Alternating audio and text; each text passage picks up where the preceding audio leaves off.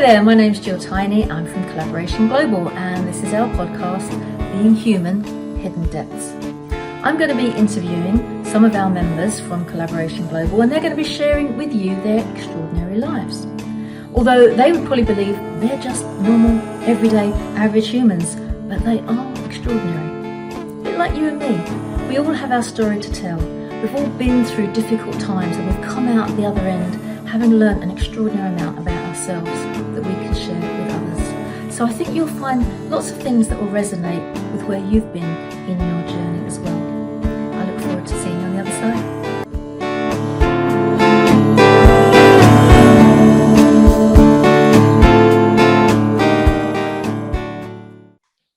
Hello and welcome to Being Human, Hidden Depths with me, Jill Tiny, on behalf of Collaboration Global and the community that focuses on how we can make an impact.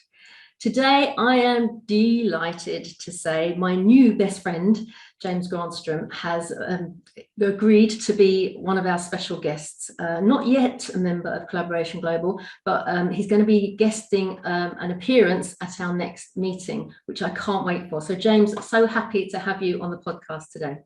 Jill, thank you so much for having me. So happy to be here.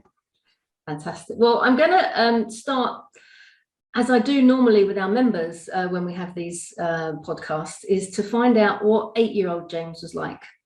What was had your passion, your mission appeared for you at that point, or was your genius a little bit hidden? Was it when I grow up, I'm going to be a footballer? What was life like for 8-year-old James? Just paint a picture for us. Well, I'm half Swedish, half English. So my dad's Swedish, so we've got this big Swedish heritage in my family. My dad was a very big, he looked like a Viking. And my mum is English, and she's very small. She's about 4.5, and she's very proud of that 4.5. A really loving family. I was growing up, and I have 2 older sisters, and I'm the youngest of 3. And the 8-year-old version of me grew up in a very sort of middle class family. And that 8-year-old, and by the way, that was in Surrey, just outside of London. So it's kind of like I'm half in the country, half sort of town, sort of villagey feel. So it's a very nice and pleasant start to life. And I can tell that was really important for me later, because I needed that sort of stability in order for my mind and, the power that I've managed to tap into, which is what I want to help people with today. And when we discuss, be the fertile ground for me, because challenges did inevitably arrive at different points in my life, as they do for us all. But that 8-year-old version of me was probably a little anxious, probably a little timid about certain things. Not very talkative just yet, just really absorbing a lot of energy and a lot of information around me. My mum went to church a lot, so we'd go to church with her, but I hadn't yet really tapped into a remembrance, a knowing.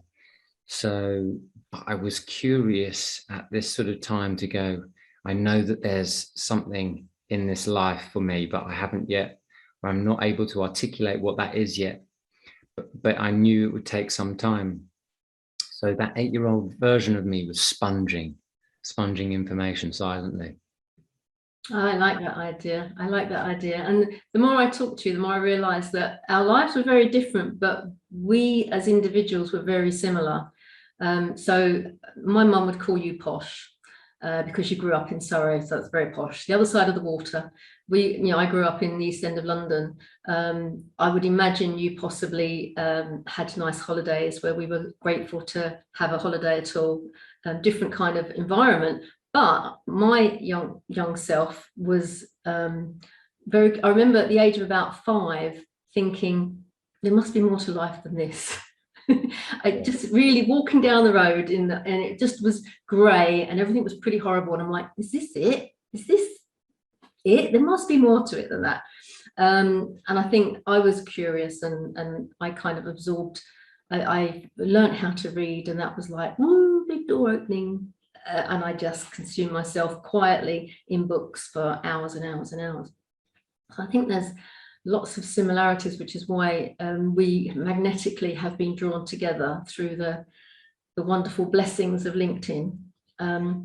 So you're a youngster, and you are quite, neither here nor there. You've got a lovely background, which is fantastic. Nice mum, who at 5'4.5" is quite tall for me, because I'm nearly 5'2". So I think she's a giant. By the way, I didn't think my dad was 6'4", so he's a giant, and I'm 6'2", so it's, Yeah, you'll look for me and you're like, where's she gone? And I'm down there. One day we'll meet in person. This is the blessing of the internet, isn't it? That we get to be friends, even though we've not actually physically met yet, because you're over in Spain at the moment, aren't you? And you're obviously back home at the UK another time. So mind, body and spirit is a thing I think of when I think of you and your business and what you're about. And some people might look at your photos on LinkedIn, or, if they give you a little Google, see you jumping around on a beach in the surf, and think, well, he's a keep fit guru, which probably is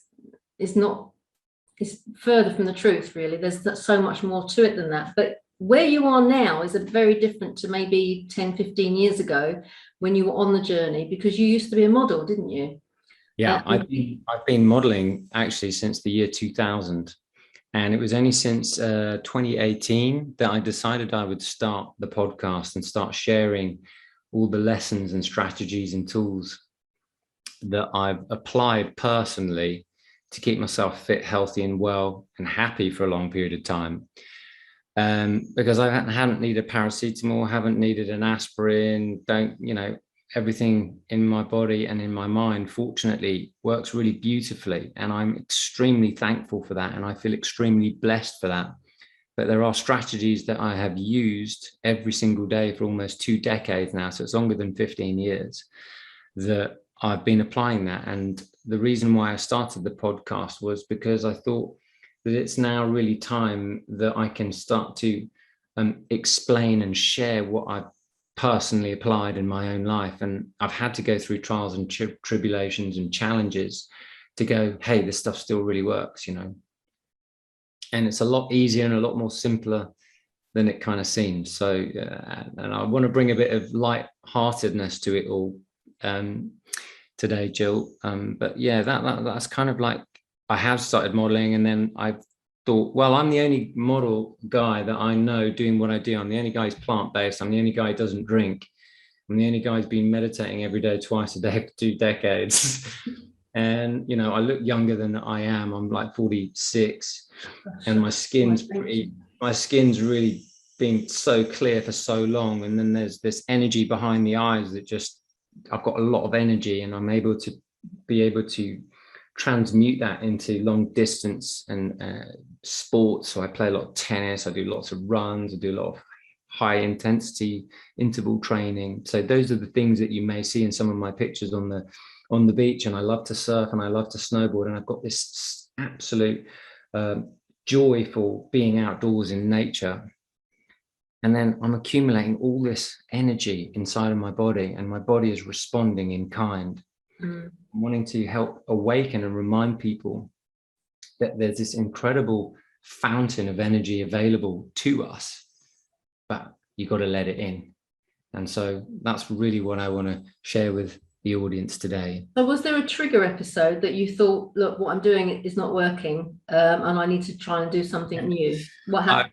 Oh, got it. Yeah, I've got so many stories. I was actually just speaking to my sister just before this podcast interview. She's out here in Spain visiting us, which is great. And I said, you've been a real pivotal role in my life. And she goes, God, I feel so blessed to be able to do that. I said, listen, when I was at my lowest, you were there.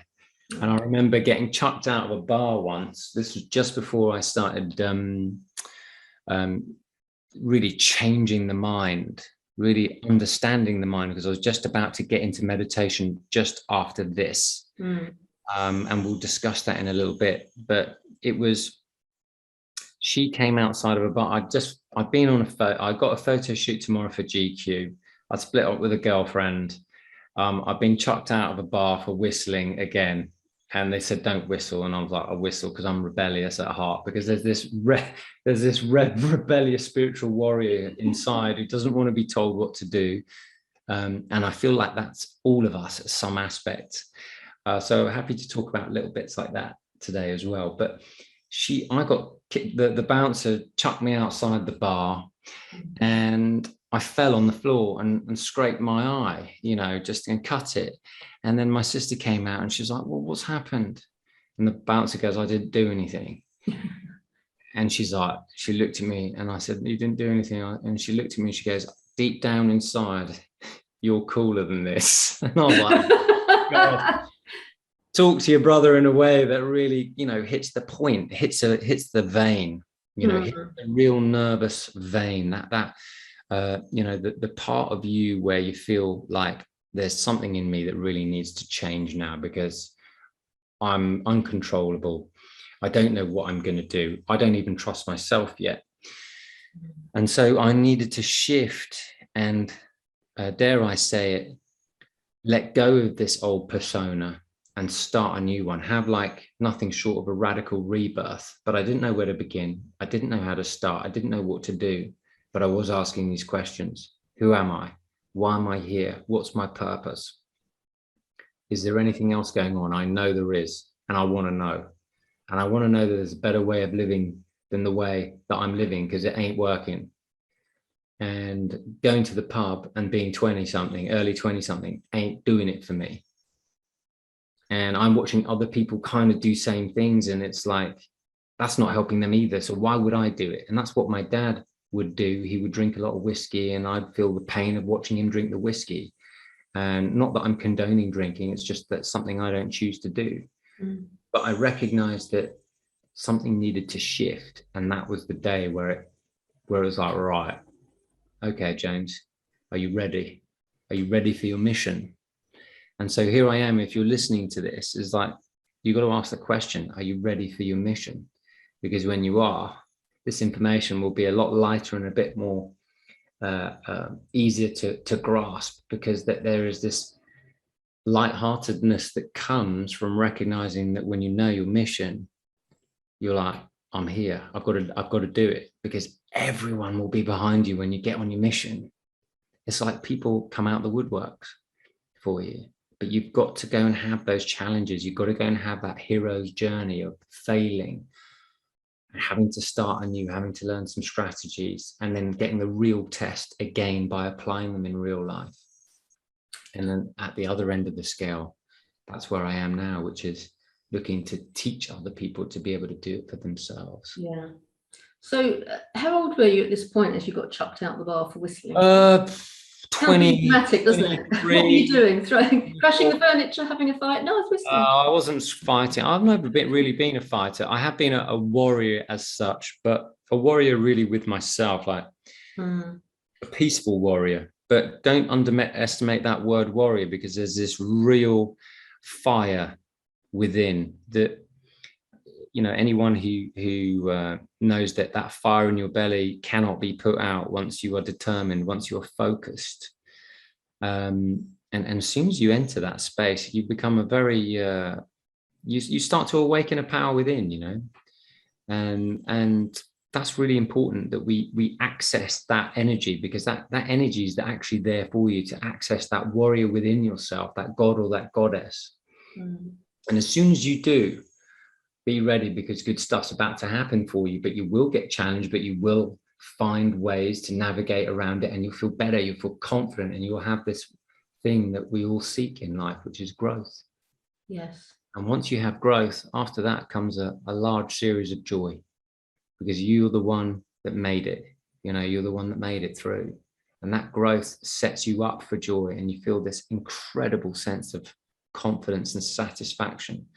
Because what's the point of coming to planet Earth and existing without having growth? You've got to have growth. That's what that's part of the game. That's part of the journey. That's part of the human journey. So would you say that experience, that episode, was like your Damascus Road moment, or was that the beginning, and you had a lot of things to go through before you kind of realized that you needed to release that warrior? You needed to acknowledge what your legacy was going to be? Well, it still took a little while from then for the information to still digest, because shortly after that, that's when I start reading a lot of books, start attending a lot of seminars. I start listening to some incredible teachers on business and, you know, spirituality and health and well-being, and reading literally, Jill, like thousands of books. You know, I was not the greatest student at school. I'm an amazing student of life. And the reason why I go out and teach this stuff is because I've devoured at least 6-7 hours a day of stuff for almost 2 decades. Yeah. And so I've had to go out and have and live the experience. And knowing is one thing, but wisdom is applying knowledge. And so that's what I do. Everything I share is about the knowledge that I've applied and had an experience. So if you pick up anything today, you know, that inspires you, or uplifts you, or empowers you, or just gives you an idea, don't believe anything I tell you until you get that experience, because that experience is the teacher. I'm a reminder. Yes, I always remember when I was a teacher many years ago, that the philosophy was, if you tell a child or anyone something, they retain the information for about 2 hours. If you tell them and you ask them to write it down, they might hold on to it for a day. If you tell them and then they go and teach somebody else, or they experience it, they've got it for life. It's the experience. They have to regurgitate it and understand it. How can you know what a hot stove is until you put your hand on it? Like, no, I won't do that again. And so, you know, that was me. I was putting my hand on the hot stove proverbial of life for like a few years. The hedonism that I was trying to exist in, and thought that it was normal, but it wasn't normal. It was actually abnormal, because I might have looked good physically on the outside, but on the inside, I was hurting. I was hurting emotionally because I had no energetic balance. I had no focus. My focus was nothing short of scattered. And that caused me a lot of anxiety, pockets of depression, and thinking that it was acceptable. You're like, oh, hang on a minute. I'm just going to live with this anxiety and think that it's all right. Hang on a minute. No, you need to address this, James, because unless you can find a way to feel better, you're just going to perpetuate this. And I was perpetuating. I was living in what I call the loop of lunacy. And I've coined that phrase, the loop of lunacy, because it is, we just all tend to go around in cycles and thinking that we're going to get different results eventually, but we don't, until we actually look in the mirror and go, hang on a minute, I better have a look at you and just go, what can I do to make life better for myself? What could I do what actions could I take, and what behaviors could I shift? So would you say at a younger age, say you're 20 years ago, had you acknowledged love for yourself? Did you love who you were, or was it you loved the person but not what you were doing? I definitely felt that I liked who I was, but I didn't like my actions. I didn't like the way I was showing up in the world. You know, I couldn't keep time. I had everything that I am now. I felt like my actions are all very different, you know. So now I'm quite sort of disciplined so that I get more freedom. So structured, but I leave loads of time for spontaneity. So, you know, I love this yin yang principle. I'm wanting to always go with the flow, but I want to create intent so I know where I'm going. It's kind of like I've always got a kind of post where I'm going, or at least a feeling of where I want to end up. Can't get to happy without having a journey of happy, you know. So you've got to choose happiness, and then if you choose happiness in those moments, eventually you end up to a happy space, which might be tomorrow. I liked when I read the Michael Singer book, The Surrender Experiment, and obviously the essence of this is around meditation.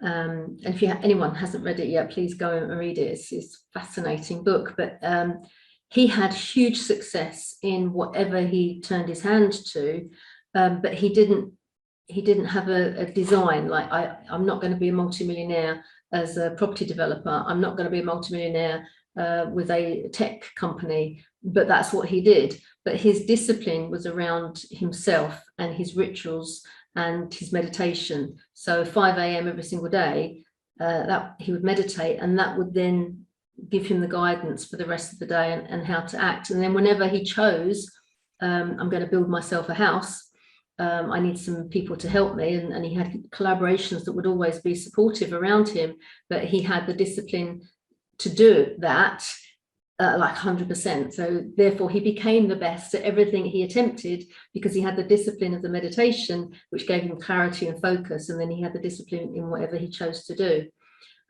So I know from our conversations that meditation is a huge part of what you do. One, can you tell us your kind of routine if you're talking about discipline, but also how did you come to meditation, and what type of meditation and results do you get because you spend time in that stance, in that way? First and foremost, just want to say that book, The Surrender Experiment, is incredible. Michael Singer is an incredible human being, and his story is remarkable. Similarly to Michael's, I've been meditating every day as a discipline, because it puts me in this receptive state. And so I do it morning and evening, kind of like in the evening, just after the sun sets. I mean, obviously, when you're in England, it gets dark in the wintertime. I kind of do it kind of just before bedtime, because I noticed that when I go to sleep in a really beautiful state, tomorrow's a lot easier.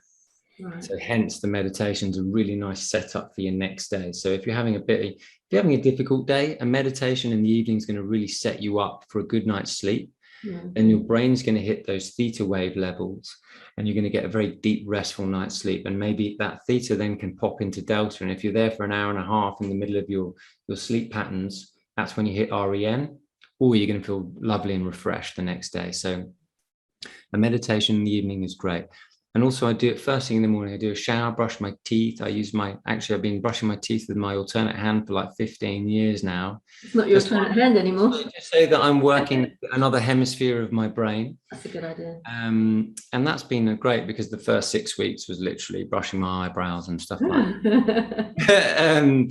But no, I'm trying to find constant balance, right? Because I was very logical before. And then as soon as you start meditating, you open and access different hemispheres and different areas of the brain. And so I started to become really creative, actually. And I didn't really feel that this was something that I was before. So it was always do this. This is the kind of way. And then as soon as I started meditating, I started receiving loads of ideas for stuff. And then I discovered a talent that I had, which was making music. And so I discovered I was able to make music. So I played the ukulele.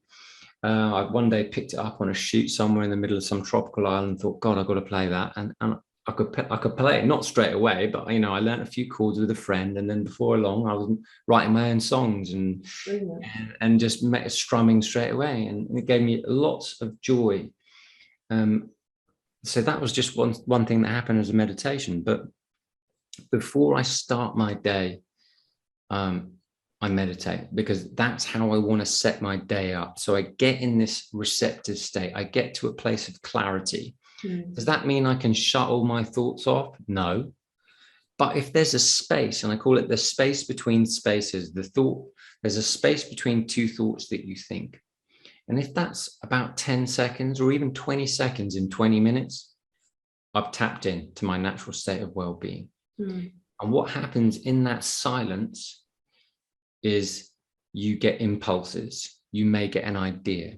You may receive an idea for something for a business. You may receive an idea to call somebody.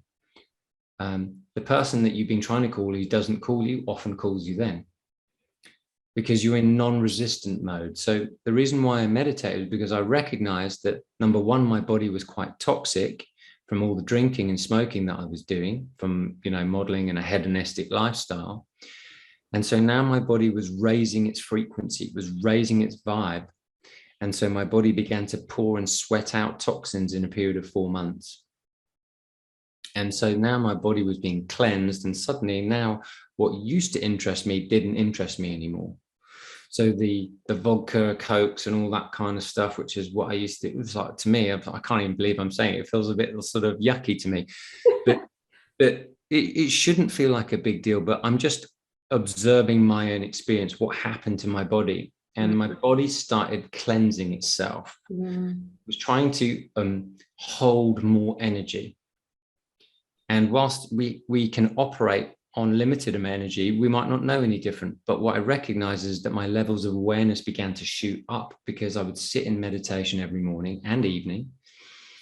And then my body would take on more energy, meant I had more energy to be physical, like go out and do sports and workouts, and then channel that to some sort of creativity. And I make dance music as well. And it gives me joy, but I don't want to put myself in those spaces or places. I just love to have that joy where I'm doing it myself and being creative, so I can do it in my studio at home. I get a real personal free rush from me being creative because I'm accessing different areas of the brain. And so meditation really does that. It number one, gives you a great sense of clarity, a great sense of peace, which is a lovely way to start your day. And then after that, you get all these other hosts of benefits, which is like a strength and intuition and instinct. You just listen to your gut, like Michael Singer was saying in that surrender experience. And you just find that things constantly work out for you.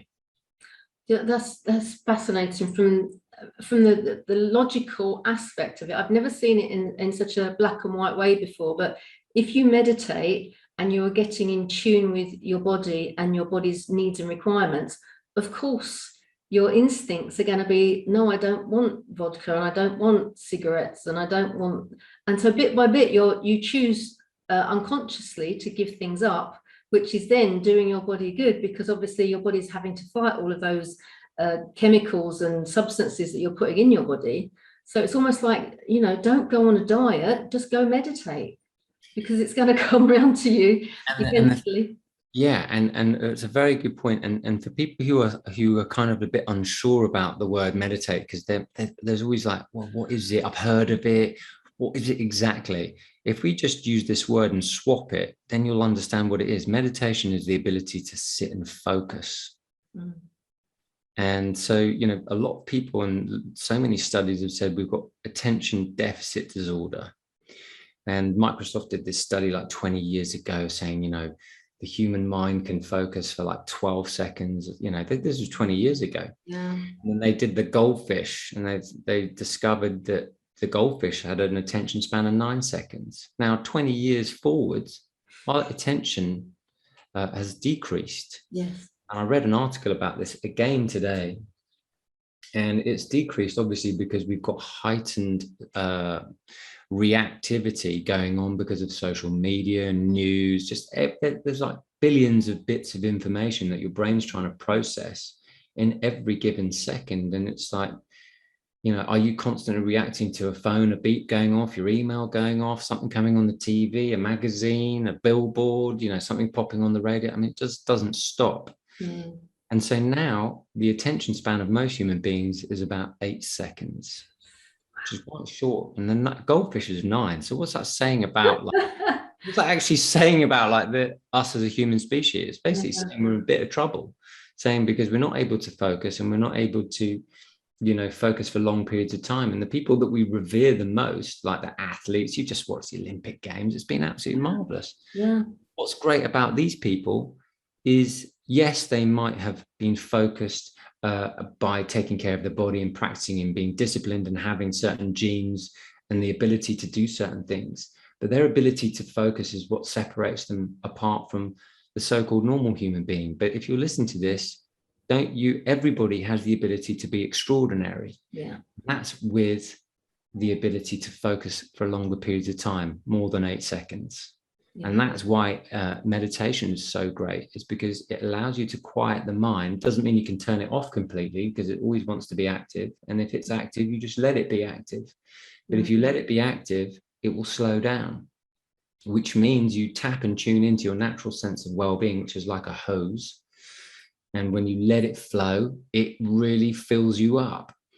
And that's when the good stuff happens, because before you know it, you're being instinctively and intuitively guided to something that's right for you. That's how I was able to stop drinking and smoking and actually shift my diet to something that really worked for me, which works for me as a plant-based diet. I needed something light that would fuel me very, very well and not lose any muscle mass in the process. So I was still able to go and do everything that I used to do, but even more so because now I was filled with energy. I wasn't losing any muscle mass, if there are any gents listening to this, but it was also cheaper. My food was cheaper. I mean, just there were so many wins that just came as a result of just starting and implementing this little practice. And so that's how it all began to shift for me. Brilliant. That makes such sense. And you talked earlier about discipline, and obviously if you're looking at the Olympic athletes, they have to have immense discipline. I'm curious, did the meditation come first, which helped you to have the discipline to do the other things, or was the discipline to do the meditation, which then is it like a...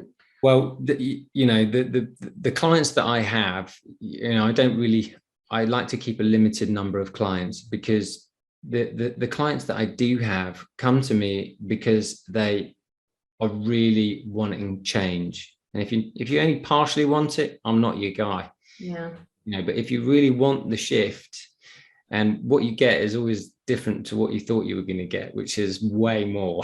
You just start to laugh at a lot of things, you're just like, oh, I understand that. I understand why I'm getting what I'm getting.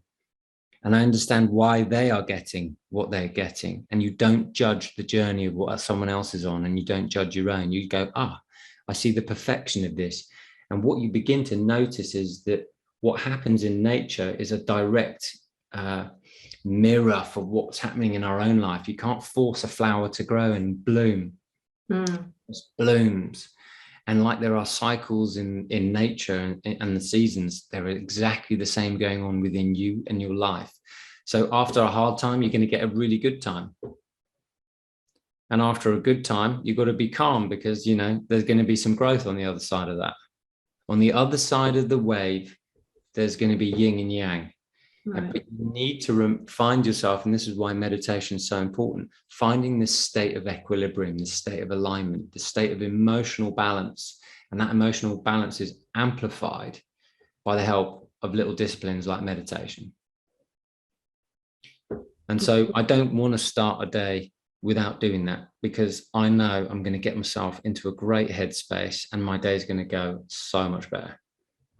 So when you say it like that, I'm going to get myself into a great headspace, therefore my day will go so much better. It's almost like if you got up and you didn't meditate, you don't know what you're going to expect, do you? It's like, oh, this is not going to be good. It's a bit like the person that gets out of bed and stubs their toe. Goes, it's going to be one of those days. You're choosing for it to be one of those days, where if you meditate, you're choosing for it to be in your control, with your focus, with your creating your own joy throughout the day. I love what you just said there, Jill. If you can control your emotional state, that means you'll notice the power of your emotions. You've got an astonishing power within your emotions, because your emotions are indicators of what you're thinking and feeling in every given moment.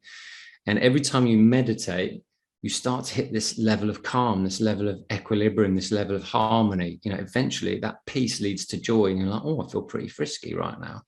And it's quite funny to laugh and go, oh, really? And the answer is because as you start to create this space, you notice that life's actually quite amusing, even when you're experiencing challenge. Because eventually, if you just look at challenge and go, God, it's only going to get better from here. And the answer is, of course it is, because you just directed your thought there. Yeah. But if you go, oh, ain't it awful? Ain't it awful? Always happens to me. Always happens to me. and so you're going to get more of that. That's the law of attraction at work. But I used to ask this question, and this is when it really hit home for me, that my brother-in-law used to ask me, he goes, dude, I don't understand why you are so lucky. Why are you so lucky? And I was like, I don't know, mate. I don't know. And I was like, let me have a good think about that. And he even bought me a book about what lucky people do. You think that maybe, just maybe, it's because you were born under a lucky star, or it's your star sign, or it's this, or it's that. Yeah. I'm going to tell you, no, it's absolutely what you're thinking and feeling regularly. 100%. And I was always quite optimistic. I always had this sort of thing, it's going to go all right, it's going to work out, it's going to work out. And I would get excited about things that didn't yet exist, like a new pair of trainers I wanted, or or going on to a place on holiday I've never been to before. I was like, oh, I can't wait to go to Hawaii, I really want to go there. Yeah. And I just dream about stuff, and little by little these things began to come into my experience. And then, a couple of years later, the film The Secret comes out, and I'm like, this is just telling me what I already know. Yeah. And so it's lovely to see more people awaken to this. But that's just one aspect. What you really, really need is to be in your emotional center, because as soon as you do that, you've got control. And most people fear and get anxious about the things that they can't control. And so you've got to find that lovely level of balance, which is to control what you can and relinquish the control to the things that you can't, and trust that the things that you can't will work themselves out like Mother Nature in its own good time. Yeah. I think going back to what you're saying about being optimistic, I remember many years ago, I would be accused of being a Pollyanna. And I know some people don't know what that means, but there's a great story. I have to find out the lady that wrote the story, about a little girl whose life was pretty awful, but she refused to be pessimistic. She was the eternal optimist. And this guy was like, "Oh, Jill, for goodness sake, you're such a Pollyanna." And I'm like, you say it like it's a bad thing. I think it's good to be optimistic, because in my mind, over the years, I look back and I go, if I can visualize something, exactly like you say, I want to go on holiday, I want, this is the house. Even I remember visualizing the house I wanted to live in when I grew up. You walk through the front door and there's a room on the left and there's a room on the right, and you go through the and I lived in that house. By the time I was 26, we bought that house, we were there for 25 years, and it was beautiful, and it was exactly what I'd envisioned when I was like 8 or 9. And to me, if I can see it in my mind's eye, it's going to happen. And exactly the same when The Secret came out, I'm like, that's what I do, is it? Okay. The same as the car parking space we were talking about earlier, it's just like, yep, there's a car parking space. And not only is there a car parking space, but even when it's mega busy, I just have to drive up and I see the person pulling out as if to say, there you are, I kept it warm for you. There's your space. Have it. It's just what I love about the Pollyanna film, and I think that was out in the 70s, that Disney film. Yes, yeah. And I actually watched it a few years ago because I'd never seen it. It's not quite my generation, but what I love to take away from that film is, I'm glad about this. I appreciate that. I like that. I like this about this. And this is so huge because your mind is your friend, and it's going to just say yes to you, whatever you focus on. And when you begin to meditate, it just helps you be very clear about what you're focusing on. And to an untrained, unfocused mind, you're going to get erratic results.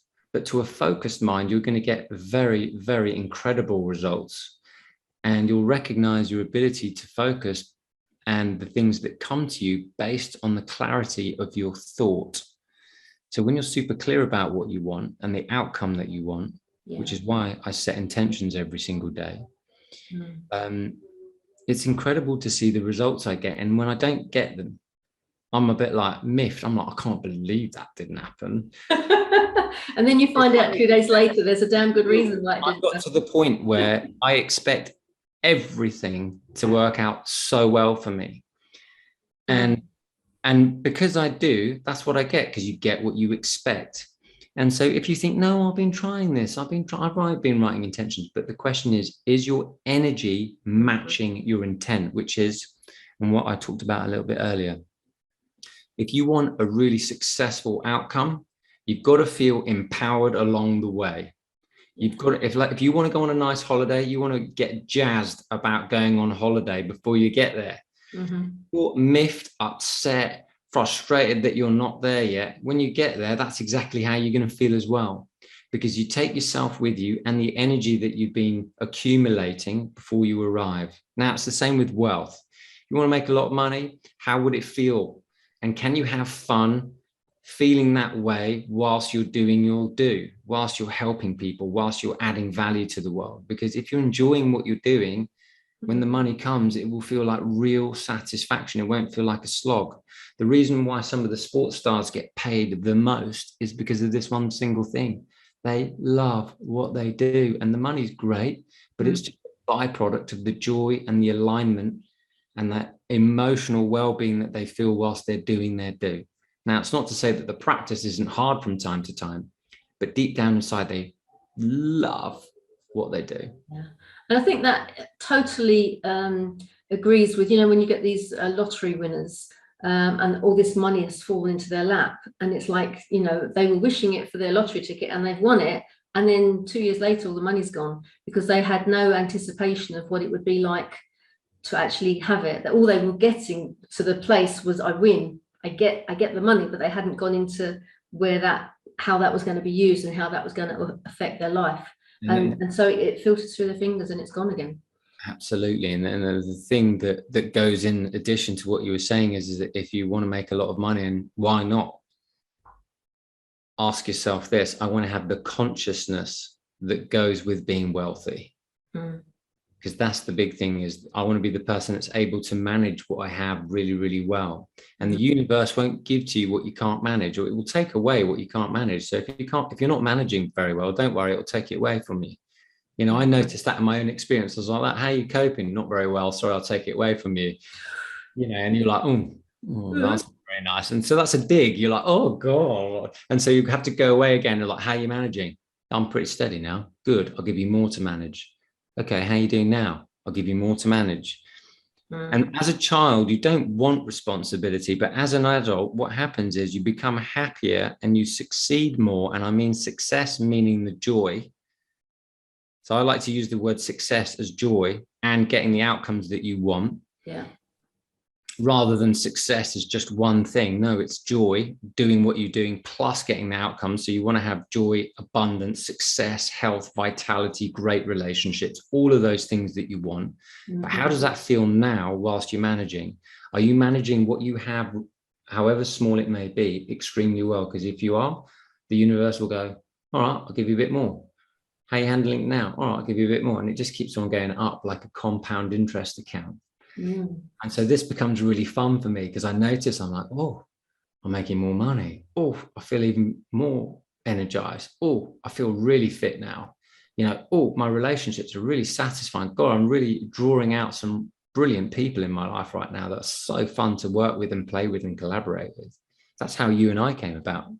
Yeah. And so it just keeps on giving. How you're managing. So you have to ask yourself that question: how you're managing, and you honestly can tell how you're doing. Yeah. And you can tell by the emotions that you're feeling, whether you're feeling excited and eager or stressed and frustrated.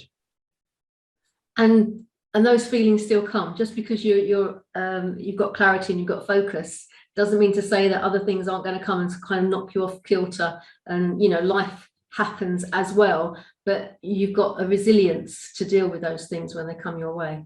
That's absolutely true. And life's going to challenge you. Of course it does. Otherwise you wouldn't be growing. You need to grow. And the challenges help you grow. And eventually, once you have learned the lesson and you've learned how to manage where you're at emotionally, and perhaps externally with some, you know, habits or things that you need to do, whether it's managing your money or managing your health and managing your diet, managing your relationships very well, managing your own personal self-care and discipline. As soon as you start managing that, your life just begins to improve. It begins to take off. That's what I experienced and observed through my own eyes when I was exactly not that person once upon a time. So it's been enjoyable to be the witness and the observer to the circumstances that began to shift before my very eyes, because I began to implement some certain strategies and disciplines that didn't take long, but gave me so many empowered results. So apart from your meditation, that obviously is your a discipline which now is as natural for you as brushing your teeth with the right hand, because you like to. But actually, I brush the teeth with my left hand. I'm right-handed, but I use the left hand to brush the teeth, and I can cut up food and stuff with my left hand as well, which is a byproduct of sticking with it. Yeah, well, I always say so as a business coach, I would talk to people about doing new things in their business and trying new things. And they're like, oh, well, I'm not really sure. And I say, well, hold your hands out as far as you can stretch them, and then clasp your hands together like that. And then have a look at where your thumb is. And they look at their thumb, and maybe their right thumb is on the top or their left thumb is on the top of their clasped hands. I say, now loosen your hands and clasp it the other way. And they do that and they go, oh, it feels weird. I said, yeah, it does, doesn't it? When you do it the very first time, it feels weird. But now if you carry on doing it intermittently and you're just constantly doing that, whether your left thumb is on the top or your right thumb is on the top, after about a minute, you can't tell which was the natural way and which was the unnatural way, because your body has just got used to it. So whatever you're doing that's new is something that you just kind of have to keep at for a little while until it's natural. And I don't know, people have done studies and it's like 13 weeks to make a new habit and things like this. But I would imagine it's the same with your food. You talk about your diet a lot and it's plant-based, but we know now that your taste buds change. If you take something out of your diet for a month, your taste buds change, especially if it's sugar orientated, or some of the addictive substances, caffeine or all those kind of things, that you get withdrawal symptoms from not having them. But once they're gone and your taste buds change, the thought of having it again, it's like, no, I don't fancy it, thanks, I'm good, I don't want a jam donut, I'm okay, I don't need it. And therefore your body's going, oh, thank you, because I don't really fancy fighting that caffeine or fighting that sugar rush that you're about to give yourself. And then you get the extra energy, and then the energy is like, wow, you get a great night's sleep, and you get more energy to do the other things, and maybe to stretch your muscles and move more and take more exercise, which then changes your physiology of your body, which changes your emotional state, and it's a massive knock-on effect. Absolutely, knock-on. I mean, you've hit the nail right on the head, and it just, a little tweak here will give you so many empowering benefits, a little in ways you can't even imagine. I mean, you've done a great job being able to explain the knock-on effect. I was the guy who had milk 3, coffee and tea. I went to milk 2, milk 1, milk, now black, and I was like, right, herbal. That's how it went for me. I'm the gradual guy, I'm the guy who's transitioned gradually. Yeah. And I've witnessed it myself, and I'm going, God, I can't drink that anymore, and I can't eat anything but dark chocolate now, so. Yeah, and then you just need 1 square, and that does you for a week. 1 square does me. I'm the kind of guy who have like the whole nut bar, that big, I'd eat it. It would be a craving though, wouldn't it? I mean, years ago, I did a detox for months, so that kind of changed my taste buds for things like chocolate. But it used to be I had to have chocolate every single day. I would be nervous if I hadn't had any. And now I can go weeks without having a piece of chocolate. And it's like, whew, the chains are off. I'm not being controlled by something else, or by this, or by my body going, you need. I'm just, my body's in a natural state, so I can be, choose. I get to choose rather than have my body decide for me. Absolutely. Empowered. Obviously, this is a podcast around collaboration, because it's run for and on behalf of the Collaboration Global community. And what we've been talking about really is about getting in touch with ourselves in order to be the best that we can be. And that is in essence what we talk about at Collaboration Global, because how can you collaborate with somebody if you don't even love yourself? How can you love another human being and do the best thing for them if you haven't actually acknowledged and learned how to love yourself and do the right things, do the best things for yourself? So although we're talking about individuals working to improve themselves in every sort of stance, physical, mental, emotional, spiritual. For me, the power of that, when you get to that level for you, to be able to collaborate with somebody else who also is at that level, and then maybe there's 3 of you that come together with a stance of, I'm here to help you. What can I do to help you? What can I do to make your business better? What can I do to use my wisdom and my expertise in what you're talking about, and how we can do something, create something special together? So for me, what you're talking about, James, it would be lovely to have within every person within the community, because that kind of elevates who they are. And ultimately, we're all there for each other to help each other to be the best that they can be. And we're all at different levels. Some people are still in the three sugars and milk category with the full-on caffeine, otherwise they can't start their day. So if that's you, just try and go down to 2 sugars, instead of 3. A little bit, exactly. And that's what I like, is that everyone's trying to help each other. Yeah, and exactly. There's no condemnation, because we're all at a different space. We're all hitting our journey at a different time. But ultimately, we want to be able to be moving in that direction where you have that clarity and that focus, because we all have a mission on this planet. We will have a legacy that we have to leave, to be here to make a positive impact for the rest of humanity. Now, whether that's one person of humanity or whether that's the whole world, we have a job to do before we run out of time. And that's what I love about you, because you are committed to showing people this is the first step of the rung of your ladder, because you get this and you do this and you do this and you do this, and then what could you do in your business, and what could you do in a collaboration, and what could you do for other people? So I absolutely love that whole process that you've just kind of described to us. One thing we haven't touched on yet, and we just have a few minutes, I think we can squeeze it in another 5 or 10 minutes, is you talk about your spirituality as well. Yeah. Can you kind of identify that space of, oh, this is me meditating, but this is me a spiritual person, or are they one and the same? Well, meditation's a practice to tune and listen to your soul, and your soul is like that you eavesdrop on what's happening, how you can best express yourself. Your soul wants to feel free. It wants to feel this great sense of freedom, and it wants to feel this immense sense of bliss. When you follow your bliss, as Joseph Campbell's saying, it's basically following your soul, what your soul wants to do, what you've come to do in this body, in this physical form. There's nothing greater than being physical.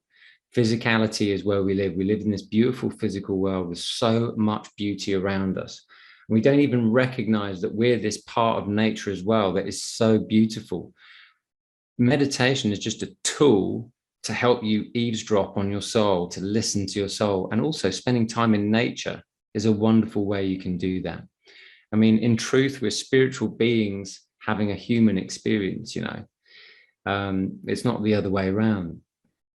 And the spiritual aspect of ourselves all comes from this one source, this one beautiful beaming light of which we're a fragment or a divine spark. And you know that's the case when you're doing what you love to do, because you're lost in time, you're lost in the moment, you're present.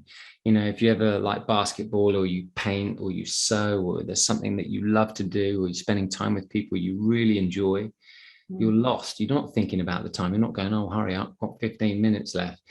What you're doing is you're lost in time, and you're purely in the present moment. That's when your soul is happy, your soul is free. And that's what you want to experience. Now, some moments you're going to feel like that, and some moments you're not.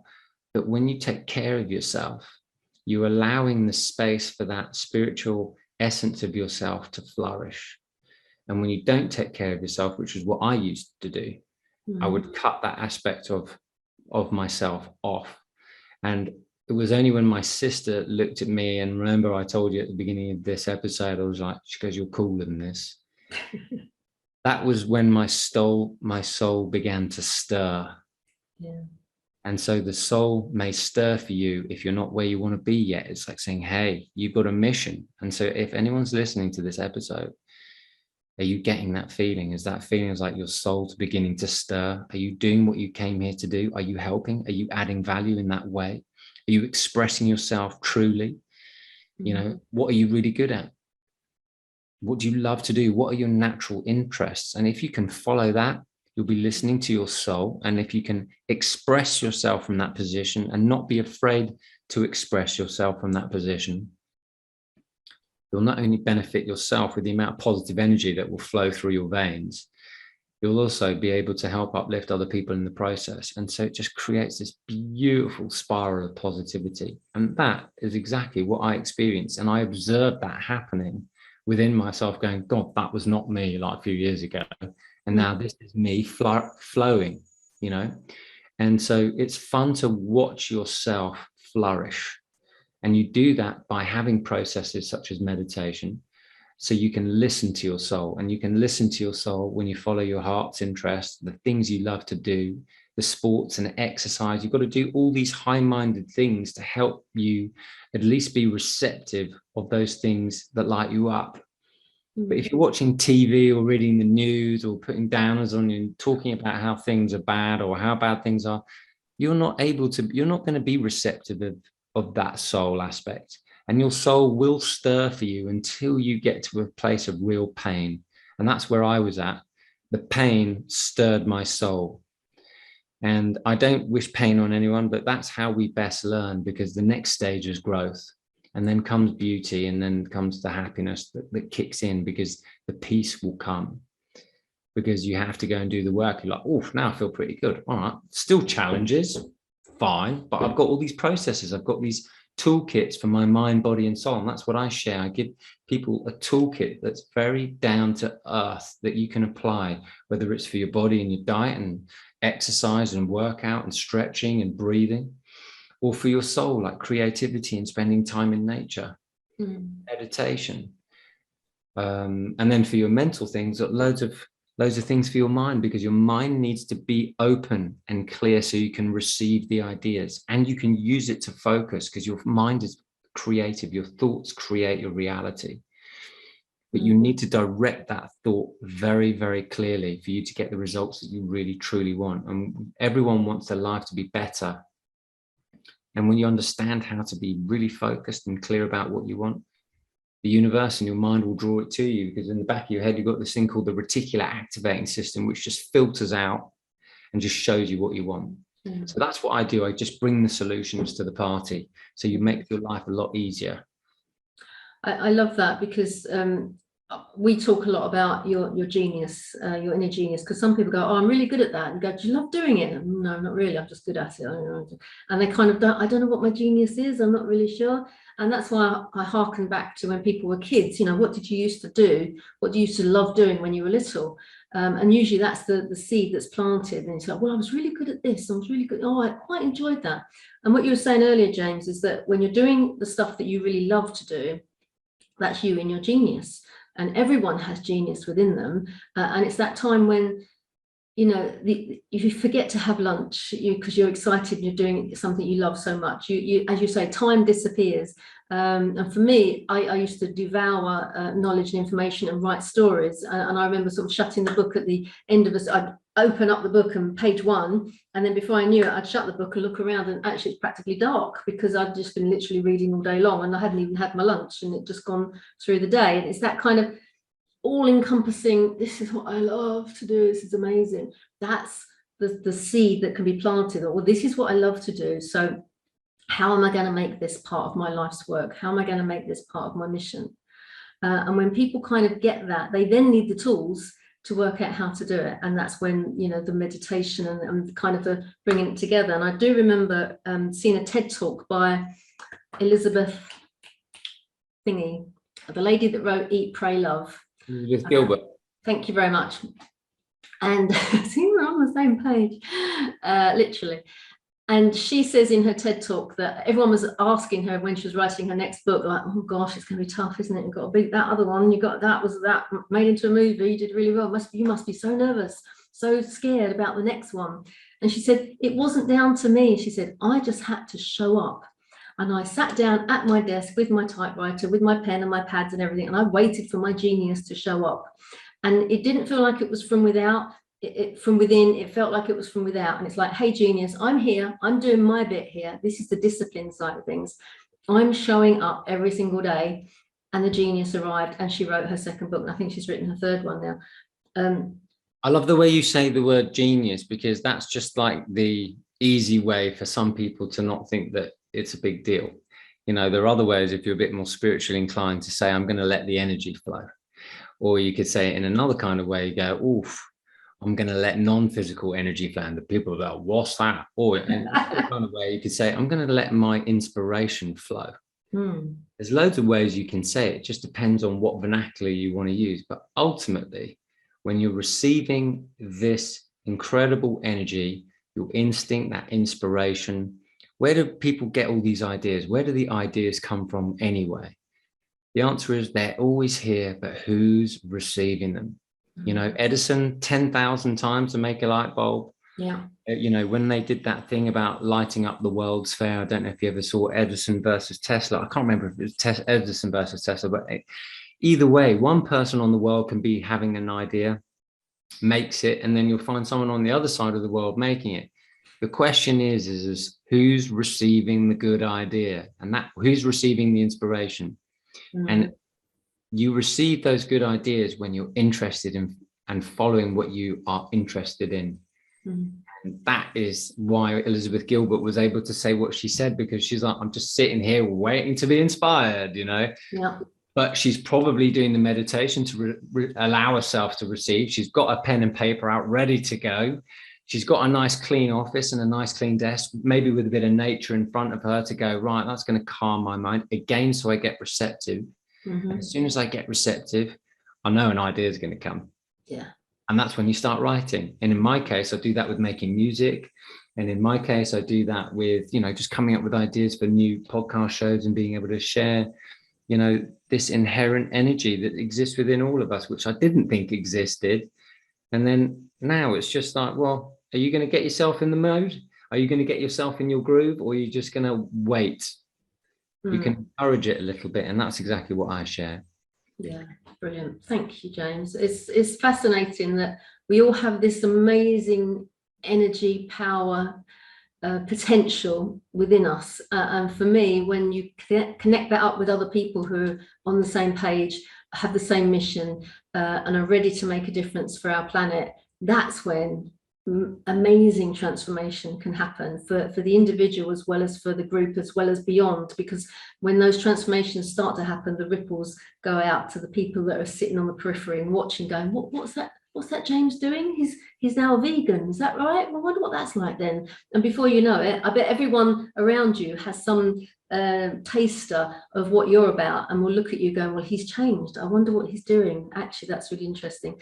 So coming together in a community where people support each other, I think with these kind of ideas is amazing. So I'm so grateful that you're coming as our guest speaker at the end of the month. And we'll look forward. Me too. It'll be fun. It'll be fun. And we'll look forward to sharing some processes and techniques with people on that as well. Awesome. That'd be fantastic. Thank you. Thank you for being on the podcast. Like I say, not too many people have been guests on here, so I'm really pleased that you were one of them. That's fantastic. Well, I'm privileged and honoured. Thank you, Jim. We look forward to lots more conversations in the future. I really appreciate you being here. Thanks, James. Thank you, John. Before I go, I just realised I haven't asked you, how do people get in touch with you? What's the best way for them to? The best way to get in touch with me is at my website, www.jamesgranstrom.com. And if you're on LinkedIn or you're on Instagram or any social media, I'm at James Granstrom. So I'll give you the links and make sure you have everything so awesome. People can follow me there. Thank you. And obviously, if you're interested in meeting James in person, you can come to our event. Check us out on Eventbrite. Look for Collaboration Global, or you can go onto our website, collaborationglobal.org, and there's a booking link there, and you can meet him in person and listen to his next talk, or come and meet anyone in the community. Thank you for being with us again, James. And thank you.